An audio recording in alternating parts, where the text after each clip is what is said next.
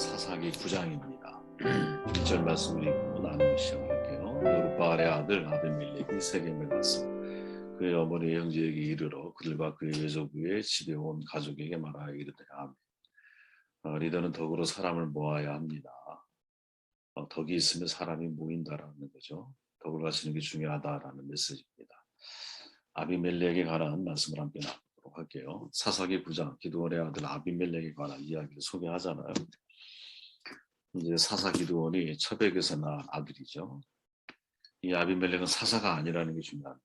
사사가 아니에요. 워낙 9장 전체에 아비멜렉의 이야기가 기록되어 있으니까 우리가 사사가 아닌가 착각하기 쉬운데 전혀 사사가 아닙니다. 아비멜렉은 세겜 사람들을 충동을 하죠. 그러니까 형제 70명을 죽이고 참 잔인한 거죠. 그리고 3년 동안 왕노릇 합니다. 3년 천합니다. 3년 후에 세겜 사람들이 아비멜렉을 배신하게 되고, 배신도 아니죠. 관계 자체가 잘못된 거니까, 그죠? 서로의 복수극을 벌이다가 결국 아비멜렉은 한 여인이 던진 맷돌에 맞아 죽어요. 그죠? 그럼에도 아비멜렉을 왜 이렇게 중요하게 다루고 있느냐, 성경에서.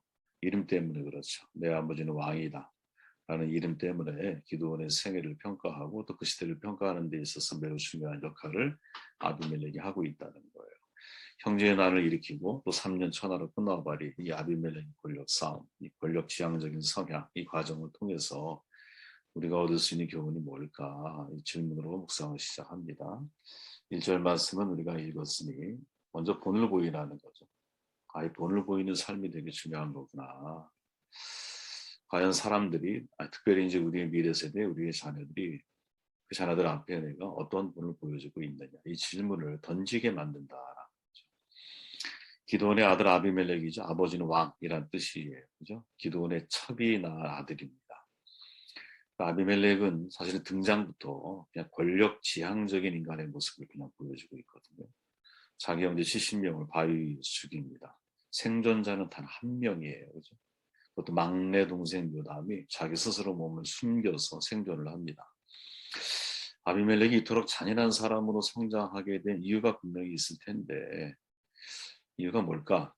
뭐 누구나 던져봤을 질문이지만 이름에서 힌트를 얻는데 아비멜렉의 이름을 누가 지었는지 확인할 수가 없어요. 막내 요담이란 말이 여호와는 완전하시다라는 뜻임을 감안하면 기드온이 지어준 것이 아니라 기드온의 첩이 지었을 것이라고 말하는 사람들이 있어요. 두 부류를 나누는데 하나는 첩이 지었을 거야, 하나는 기드온이 지었을 거야, 이렇게 나눈다라. 첩이 지었다. 충분히 일리가 있는 말이죠. 이유 중에 하나가 뭐냐면 이제 세겜에 가서 그의 어머니의 형제들에게 이르러 그들과 그의 외조부의 집에 온 가족에게 말하여 이르되 아비멜렉이 이제 구테타 소위 형제의 난을 일으키기 위해서 선택한 사람들이 누구냐? 외가 형제들이기 때문에 그래요. 엄마의 집에 왔다라는 거죠. 그러니까 아마도 첩이라는 신분에서 아들의 입신양명을 꿈꾸고 있던 어머니가 아비멜렉이 태어났을 때 네 아버지는 왕이야. 너는 그런 자부심을 가지고 인생을 살아야 돼. 아마 이렇게 교육했을지도 모른다라는 거예요. 그죠? 반대로 기드온이 이름을 지었을 것이라고 말하는 사람도 당연히 있겠죠. 네. 저는 어느 걸 양자 선택하기가 좀 어렵다라고 생각을 하는 개인적으로는. 왜냐하면 둘 다 가능성이 너무나 농후하기 때문에 그래요. 기드온이 미디안 왕들의 전리품을 챙기잖아요. 어제 우리가 말씀을 나눴지만 금으로 제사장들이 있는 에봇을 만들고 또 처와 첩을 많이 둔다라는 사실을 보면 충분히 가능성이 있는 이야기라는 거죠. 그러니까 기드온의 삶의 지향성을 고려할 때 더욱 신중히 확고해지는 거죠. 그죠? 힘이 있는 에브라임 지파에 대해서는 유순하게 대하지만 또 숫꽃, 분우의 사람들에게는 매우 잔인한 태도를 보이죠. 토강여유예요. 강한 자에게 약하고 약한 자에게 강한 모습을 보여주는 거죠. 하나님은 정반대의 모습을 선호하시는 것 같아요. 그죠? 미디아 왕들을 끝까지 추적해서 사명을 완수하는 것처럼 겉으로는 보이는데 어제 나눈 말씀처럼 정작 그의 고백을 들어보면 개인적인 복수에 관심이 많이 이제 치우쳐져 있죠. 복수 열정인 거예요. 겉으로는 하나님이 너희들을 다스려야 돼 라고 인정하는 것처럼 보이지만 속으로는 자기의 욕망이 전혀 여과되지 않고 욕망을 따라 자기의 소견대로 살아가는 모습을 보여주죠. 그러니까 이 모든 것을 감안할 때 기도는 겉과 속이 분명히 일치하지 않아요. 성경이 말하는 걸 보면. 그러니까 앞모습과 뒷모습이 다르다라는 거죠.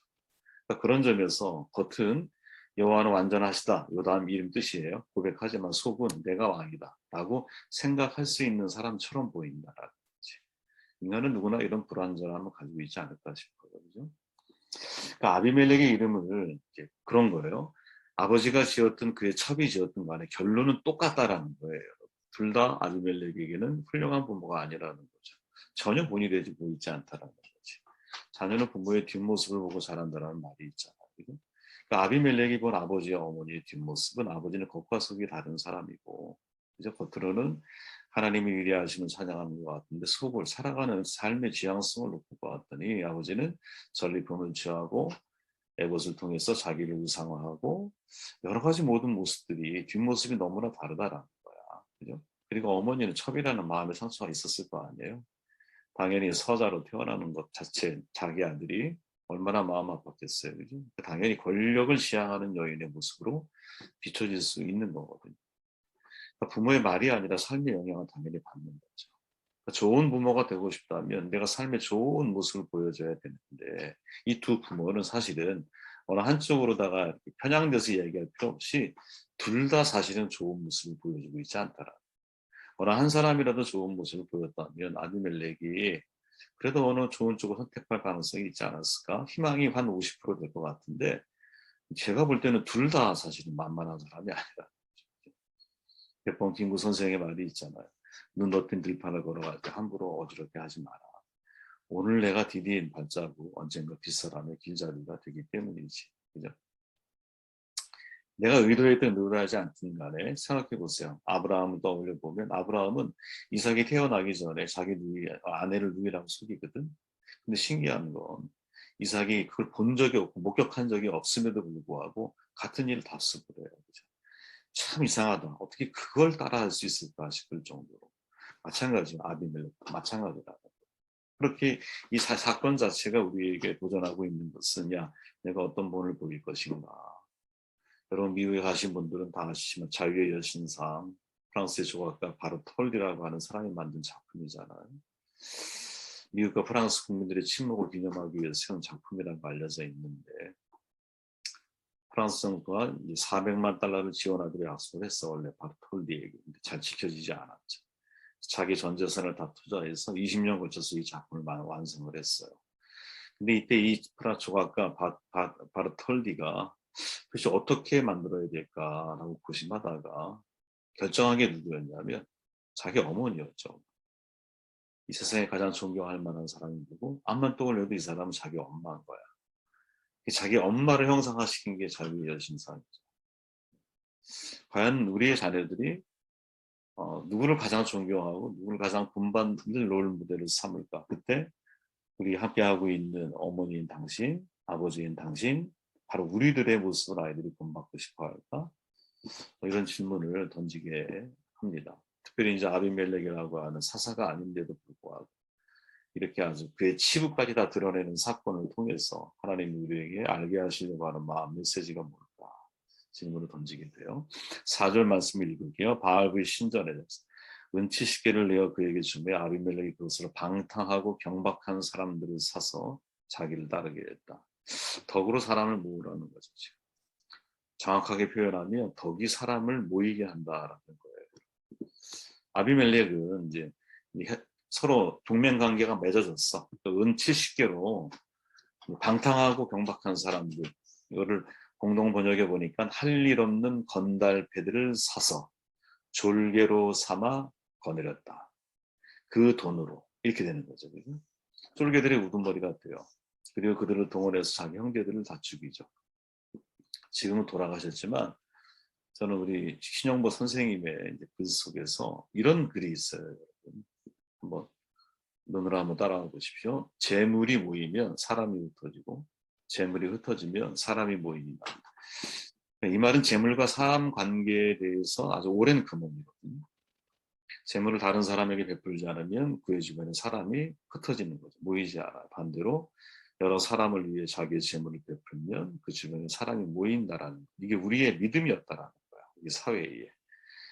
그리고 이제 이 금언은 재물보다 사람을 더 귀중하게 생각해 온 우리 한국인들의 문화였다. 근데 이제 이게 옛말이 되었다라는 사실에 가슴 아파하면서 남긴 글이에요. 지금은 오히려 재물이 모여야 사람이 모이고 재물이 흩어지면 사람도 흩어진다고 믿고 있는 것이 오늘의 현실이다. 참 마음 아픈 표현인 거죠. 여러분 이 말이 이제 다 이해가 되실 거예요. 그렇죠? 재물이 모이면 사람이 흩어진다. 자기 욕심을 채우기 위해서 재물을 모으는 거죠. 그러면 사람이 당연히 떠나요. 왜?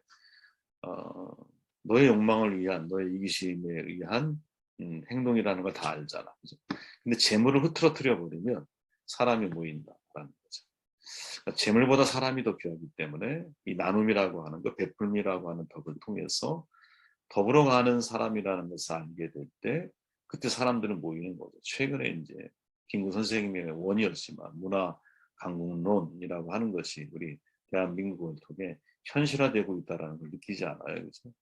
근데 이들이 우리가 말하는 사는 게 뭐예요? 다 더불어 살아가는 거잖아. BTS나 이런 친구를 말하는 거 보면 진짜 똑똑하게 말하더라고요. 협력하는 세상, 그냥 깍두기 문화, 깍두기 문화, 그죠? 약자를 포기하지 않는, 그들에게도 기회를 주려고 하고 함께 더불어 살아가려고 하는. 추적해 보면 과거 우리가 홍익 정신을 가지고 있는 민족이었기 때문에 그럴 수도 있어요. 되게 자랑스러운 것 같거든요. 근데 문제는 점점 시대가 이제 자본주의가 심화되면서는 재물이 있어야 사람이 모이는 시대가 된다라는 거죠. 그럼 이런 시대를 살아가면서 교회는 어떻게 해야 되느냐? 당연히 여러분 좀 어려워도 재물을 흐트러뜨려서 사람을 모은다는 표현보다는 사람이 모이는 그런 사회를 지향을 해야 한다라는 거죠. 단 여기서 조심할 게 뭐냐? 재물을 베풀 때 갑이라고 하는 의식을 경계하는 거예요. 왜? 세상은 그렇게 살아가니까. 세상과 반대로 살아가려면 갑이라고 하는 의식을 가지면 안 되는 거야. 아비멜렉이 돈으로 할 일 없는 불량배들을 샀어요. 할 일이 없었던 사람인지라 그들에게 아비멜렉은 되게 좋은 사람이죠. 왜? 돈을 주니까. 당연히 그 값을 해야 될 것이고 그 무고한 형제를 나랑 아무런 연관이 없는 사람도 죽일 수 있는 거야. 실행에 옮기는 거야. 그런데 이 일로 더 큰 이득을 얻는 사람은 누구? 아비멜렉인 거예요. 왜? 그럼 왕이 됐잖아. 옛날에 여러분 좋은 사람이 내가 좋은 사람이 되면 주변에 좋은 사람이 모여든다라는 말 있어요. 그죠? 저도 이런 말 좋아하고 아이들에게 이걸 교육시켰어요. 저도. 네가 좋은 사람이 되주는 게 중요해. 근데 가만히 생각해 보면 이 말은 우리가 살아가는 사회 속에서는 절반은 맞고 절반은 틀린 거거든요. 지금 이 사회는 여러분 동료라고 하는 수평적 관계가 있어요. 그러나 동시에 갑과 을이라고 하는 수직적 관계도 공존하고 있거든요. 이 세상. 이거는 여러분 세상이 끝날 때까지 사라질 수가 없어요. 수직적 관계와 수평적 관계가 공존하는 거예요. 우리는 거기서 살아. 승자의 뇌라고 하는 책 읽어보신 분 있을 거예요. 이언 로버트슨이 거기서 말하잖아요. 누군가 알량한 권력이나 부를 조금이라도 움켜쥐면 뇌가 공감 능력이 떨어지도록 변화한다. 참 신기하죠. 사람은. 인간은 여러분 이런 것 같아요. 내가 전에 가난했다가 조금만 완장이라고 했잖아. 완장을 차게 되는 자리에 서면 그게 돈이든 권력이든 지위든 명예든 이걸 내가 딱 차게 되면 그때부터는 내가 갑이 되는 거야. 나도. 그죠? 근데 갑이 된 사람이 여러분 좋은 사람으로 비춰질 수 있는 사회가 우리 사회라는 거야. 무슨 말이냐?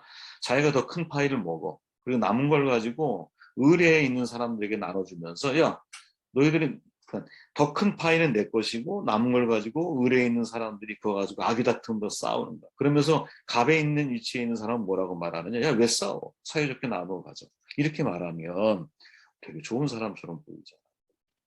근데 진짜 배를 불린 사람은 누구야? 그 갑인 거지, 갑. 이게 우리 사회에 아주 이렇게 흙탕물처럼 흙탕물이라는 표현보다는 그냥 깨끗한 맑은 물에 검은 잉크 하나 딱 떨어뜨리면 검정 새카맣게 변하진 않죠. 하지만 그건 검정물인 건 분명한 거야. 우리의 눈에 맑게 보여도 검정색이 그 속에 잔뜩 포함되어 있는 거죠. 저는 여러분 관계 속에서 끌어당기는 힘 되게 중요하다고 봐요. 이걸 집인력이라고 불러요. 집인력. 사람을 끌어당기는 힘. 사람을 끌어당기는 힘을 가진 사람이 있고 밀어내는 사람이 있잖아요. 사울은 떠나는 사람이죠. 다윗은 사람이 모이는 사람이잖아요. 아비멜렉 사람을 모으는 사람이에요. 어떻게? 이게 사회 현대인의 모습이라고 보는데 돈을 가지고 사람을 모으는 사람이야. 근데 그리스도인은 어떤 사람이어야 되느냐? 덕으로 사람이 모이게 하는 사람이어야 한다. 똑같은 재물을 놓고 내가 이 재물을 내 더 큰 욕망을 위해 갑이 되기 위해서 사람들을 모으려고 하는 사람이냐 아니면 이 재물을 흐트러뜨려서 덕으로 사람들이 모이게 만들려고 하는 사람입니다. 잊지 말아야 돼요. 저희는 다윗은 여러분 하나님이 사람이 모이게 하셨잖아요. 성경 그대로예요. 다윗 주변에 몰려들었다. 그죠? 다윗 주변에 몰려들었다. 이게 사실 핵심 표현이거든요. 근데 이 몰려든 이 사람들 결국 어떻게 돼? 훗날 가신으로 만들죠, 다윗이. 아비멜렉은 몰려든 그 사람을 통해서 무엇을 해? 자기의 야망을 이루기 위한 복수가 아닌 야망의 도구로 사용하게 되죠. 결국 그 사람들도 죽지 않았을까요? 아비멜렉이 나중에 죽게 되었을 때. 이게 완전히 다른 삶의 선택이고 모습이라는 거지. 저는 이런 메시지를 우리가 성경 속에서 읽을 수 있다. 마지막 28절 말씀을 보면 이제 배신하는 거예요. 에베스의 아들 가알이 이르되 아비멜렉이 누구며 세겜 누구기에 우리가 아비멜렉을 섬기리요. 그가 여룻바알의 아들이 아니냐 그의 신복은 수불이 아니냐 차라리 세겜의 아버지 하물의 후손을 섬길 것이라 우리가 어찌 아비멜렉을 섬기리요. 아비멜렉은 어떻게 보면 지역 감정이죠, 그죠? 또는 뭐 혈연 관계를 통해서 자기 욕망을 채우려고 했던 거지. 세겜 사람, 자기 이제 외가 쪽의 사람들을 동원해서 세겜 사람들을 내 편으로 만들었어. 그죠? 그런데 세겜 사람이 아비멜렉과 함께하기 위해서는 서로 뭐예요? 암묵적인 동맹이 이루어진 거지. 그 동맹은 뭐예요? 서로의 유익이 맞물린 거야. 그죠? 그러니까 이기적인 연합이냐 아니면 이타적인 연합이냐라고 하는 중요한 질문을 마지막 죽음 직전의 이들의 모습 속에서 우리가 발견할 수 있는 거죠. 여러분 인간적인 동맹은 왜 필요하지 않겠어요? 필요하죠. 이 전 세계는 인간적인 동맹으로 전략적 동맹 관계라는 표현 많이 들어보시잖아요. 다 이어진 거예요. 그죠? 그런데 이 베이스는 뭐냐면 이익이잖아요. 이익. 자국의 이익이 안 되면 언제든지 전략적 동맹 관계는 깨질 수도 있는 거야. 그죠? 이게 사실은 기본일 거예요. 그죠? 서로의 이익이 충돌할 때 내가 손해를 덜 보는, 우리나라가 손해를 덜 보는 지점에서 관계는 재정립이 돼야 되는 거죠. 이게 항상 사실은 사회를 움직이는 보이지 않는 룰인 거예요. 그죠? 그러니까 그 속에 뭐가 없어? 은혜라는 게 없지.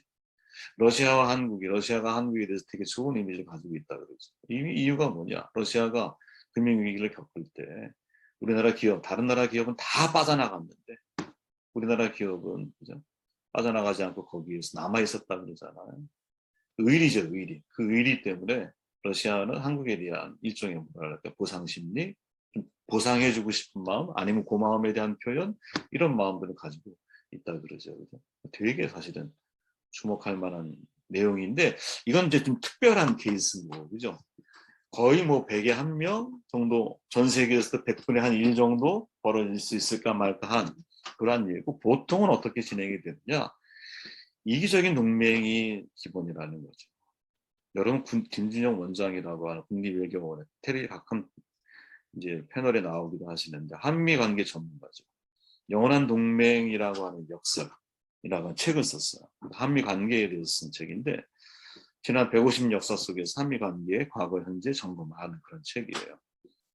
최근까지 이제 이슈가 되는 내용들이 많잖아요. 뭐 전시작전 통제권 반환이라든지 사드 배치 문제, 미국, 중국 사이에서의 전략 경쟁, 또 한미 군사동맹 강화, 또 최근 이제 남북 대화의 이런 포문들을 열어갔던 거, 이런 모든 내용들을 하나하나 이렇게 다루거든요. 이분도 얘기하는 게 그거예요. 김은정 원장이 얘기하는 것도 그런 거예요. 한국의 미국 분명히 전쟁에서 우리를 도와준 은인이에요. 공산주의에서 우리를 보호해준 힘센 우방인 거예요. 그죠? 그리고 자본주의 혹은 또 민주주의의 모본이고 당연히 세계 최강국이기 때문에 심기를 거스리면 안 되는 그런 국가 중에 하나예요. 그죠? 그래서 한미동맹을 약화시키는 것으로 간주되는 발언. 그럼 아주 맹렬하게 비난을 받는다는 거예요. 빨갱이라고 이제 치부되고 친부 좌파라고 낙인이 찍혀요. 그죠? 정작 자국의 국익을 우선하고 있는 미국의 태도 앞에서 당연히 우리는 주권국이라면 주권국으로서 우리가 취해야 할 태도가 있는데 지금까지 150년 역사 속에서 한국은 주권국으로서의 자기의 소리를 발하지 못했다라는 거지. 최근에 이제 그런 소리가 나기 시작한 것이지 150년 역사 속에서는 이런 어떤 뭐랄까요 보이지 않지만 갑을 관계를 벗어나보지 못했다 이렇게 진단을 해요. 그러면서 하는 얘기가 뭐냐면 동맹 중독이라고 하는 표현이 있어요. 이제 그런 거죠. 건강한 관계를 서로가 만들어 가려면 종속적인 동맹 관계가 되면 안 된다. 수평적인 동맹 관계가 필요하다라는 거지. 근데 한국인의 의식 속에서는 과거에 우리가 아무것도 없는 폐허와 같은 땅에서 우리를 돕고 우리의 우방이라고 생각했던 이국에 대해서 우리는 우리도 모르게 종속적인 관계로 지금까지 어떤 관계가 규정이 되어져 왔다면 이제는 이제 변화가 필요한 시대가 되지 않았나? 이렇게 이제 이야기를 하는 거예요. 저는 상당히 공감을 하고. 맞아, 변화가 필요한 거예요. 그죠?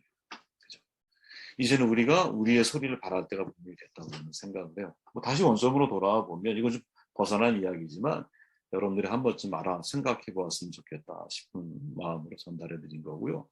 이제 아비멜렉을 통해서 우리가 얻을 수 있는 교훈은 아비멜렉은 철저하게 모든 동맹 관계를 자기의 이익을 위해서 결정을 하지. 근데 이익이라고 하는 것은 여러분 늘 알지만 결과가 너무나 뻔해요. 서로의 이익이 충돌하는 지점에서 이 관계는 깨지는 거야. 그러면 그리스도인은 우리는 어떻게 사람들과 관계를 맺어야 되느냐? 여러분 참 어렵지만 우리는 관계 맺음 자체를 내가 조금 더 손해 보려고 하는 이타적인 마음으로 사람과 관계를 맺어 나아가야 한다는 거죠. 네. 어렵죠. 어려운 일이에요, 분명히. 하지만 내가 조금 더 손해 보려고 하는 관계 맺음을 내가 할 수 있게 된다. 그러니까 처음부터 9장의 1절부터 마지막 절까지 아비멜렉이라고 하는 사람의 인생을 쭉 추적해 보면 아비멜렉은 철저하게 처음부터 권력지향적인 성향을 가지고 있었고 사람들을 나의 야망을 성취하기 위한 도구로만 사람들을 바라보게 되고 결국 자기의 친 형제들까지도 물론 배다른 형제이지만 형제들까지도 아주 가차없이 다 죽여버리는 이런 최악의 선택을 하게 되고 결국 내가 뿌린 씨앗을 내가 거두게 되는 삶으로 마무리가 되는 거죠. 이 자체가 우리에게 던져주는 중요한 메시지를 여러분들이 오늘 하루 좀 묵상하면서 하루를 좀 살면 얼마나 좋을까 하는 생각을